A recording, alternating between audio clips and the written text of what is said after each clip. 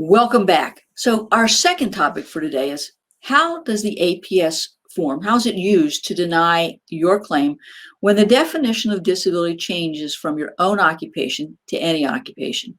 Now, as I've said, normally benefits are paid for 2 years in an own occupation policy, and then the definition is going to change to an inability to do any occupation. And that's normally what you see, 2 years for own OC and then any OC for the life of the claim.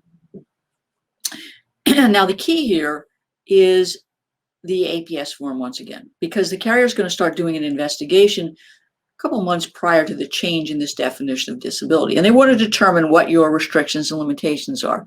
Because as I've said earlier, if the doctor says you can do at least sedentary work, they're going to deny your claim.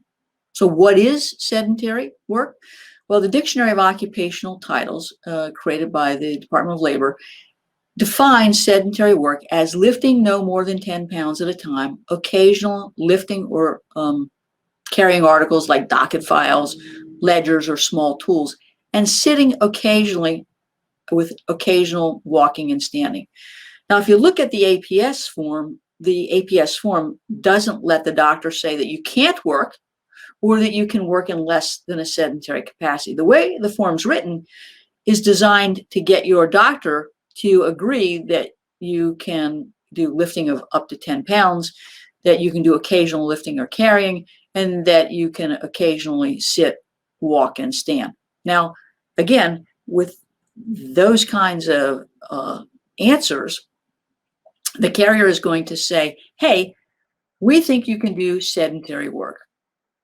And we're now going to have our vocational rehabilitation counselor look at your education, your work history, and we're going to determine whether or not you have any transferable skills to other occupations that you could do in a sedentary capacity. Well, of course, their VE will always find other occupations based on that sedentary profile.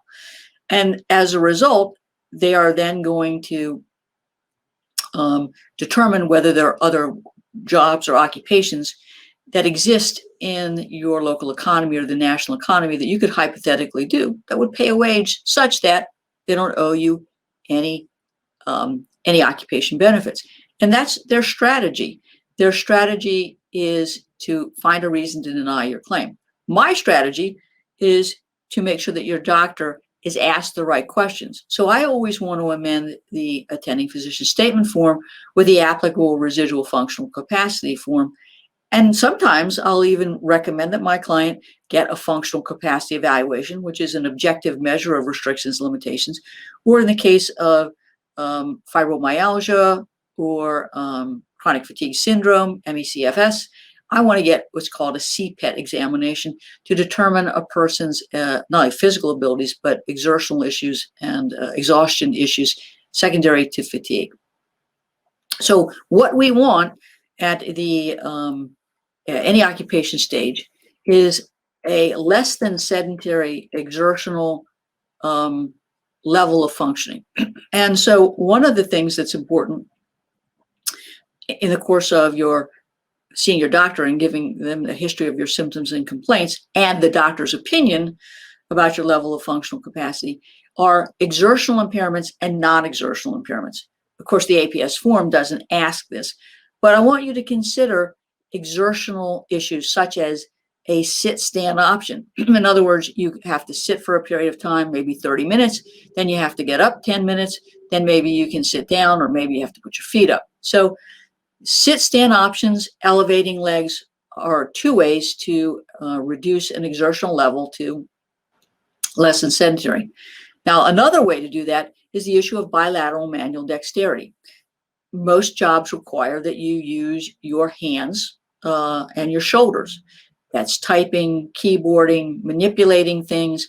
And so if you're having bilateral manual dexterity issues, we want to make sure that that's documented and commented on in the attending physician statement form that, of course, doesn't ask the right questions.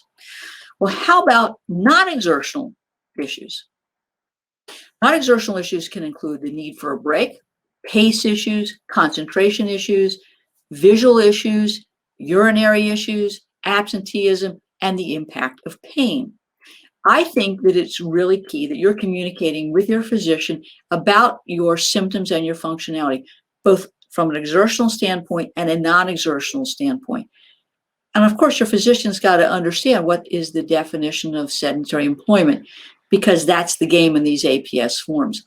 And the physician needs to understand how to use alternative forms or amend the form to allow them to accurately address your restrictions and limitations. Well, that's a lot of information, wasn't it? So let's take a quick break, and I'm going to wrap up story time, and I'm going to put it all together for you. Are you a professional with questions about your individual disability policy? You need the Disability Insurance Claim Survival Guide for Professionals. This book gives you a comprehensive understanding of your disability policy, with tips and to-dos regarding your disability application that will assist you in submitting a winning disability application. This is one you won't want to miss. For the next 24 hours, we are giving away free copies of the Disability Insurance Claim Survival Guide for Professionals. Order yours today at disabilityclaimsforprofessionals.com.